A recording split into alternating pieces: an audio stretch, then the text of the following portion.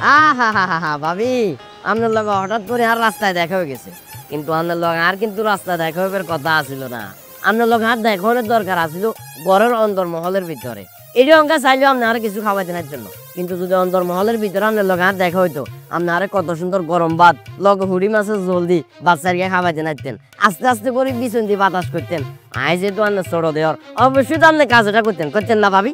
হজলাল, I মানি লইছি তুই আমার ছোট ভাই, খালি বিয়াটা হোক, এরপর হুড়ি মাছকে আই তোরে কাইটলা মাছ ভাই যে সুন্দর মতো খাবো।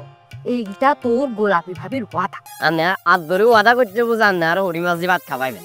এই যে আই তোর হাত ধরে ওয়াদা করলাম, আই তোরে হুড়ি মাছ না কাতলা মাছ দিয়ে ভাত খাও।